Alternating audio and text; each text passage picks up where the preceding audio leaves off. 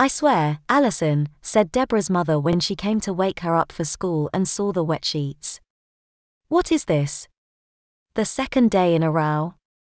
I won't mention the accidents you had Wednesday. Deborah looked toward her mother. I've been having bad dreams at night, she said.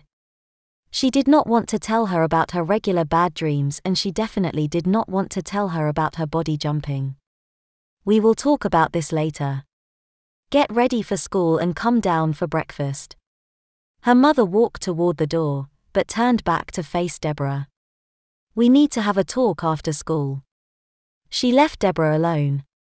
Deborah went to the bathroom and peeled off her wet pajama bottoms. This had to stop. There was no way she could continue waking up wet every morning that she had been in Allison's body. She was at a loss. The hot shower water rinsed the pee smell from her legs and crotch.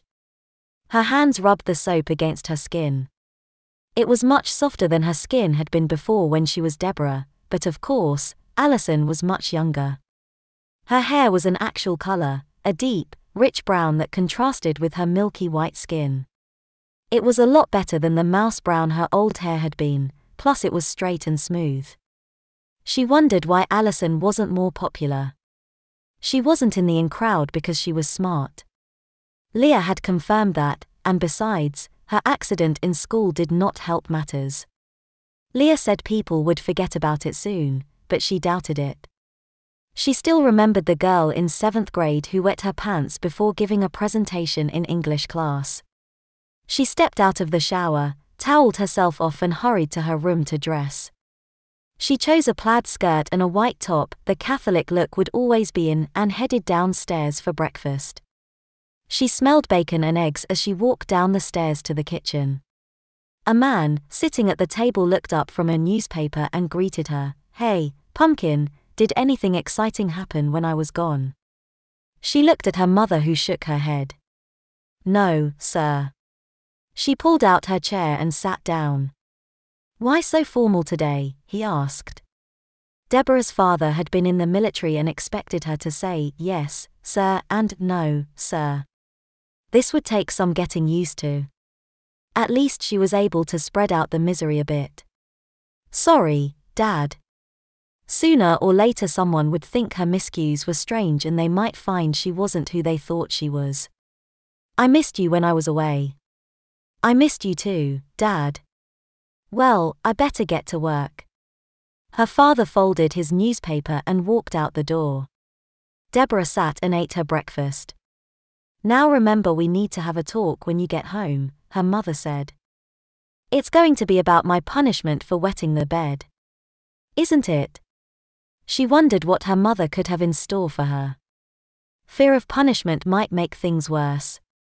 She knew that a punishment wouldn't make the dreams go away. Nothing would. It is about your bedwetting, her mother said, but don't think of it as a punishment. She picked up Deborah's empty plate and took it to the dishwasher. Now catch you bus before you get left behind. Deborah hurried out to the bus ready to begin class. Like yesterday, Deborah rode the bus sitting next to Leah. I'm so glad it is Friday, she said. So are we going to work on Spanish after school? She really needed help to get through her Spanish conversation. She had tried reading through it, but had trouble with her pronunciation. Well, I thought we'd see Star Trek and then study. Leah looked at her and smiled. You can stay over at my house and then we can stay up as late as we need to get through the entire conversation. Leah, I don't think it would be a good idea to stay at your house. Leah looked hurt. I thought you would protest going to see Star Trek. We could see a romantic comedy if you insist, then you can come over. Star Trek is fine, Deborah said. She wanted to see it, but did not want to wait too long to get studying. She certainly didn't want to spend the night and wake up wet at Leah's house. I just don't want to sleep over. We have fun. We're best friends, Leah protested. Why don't you?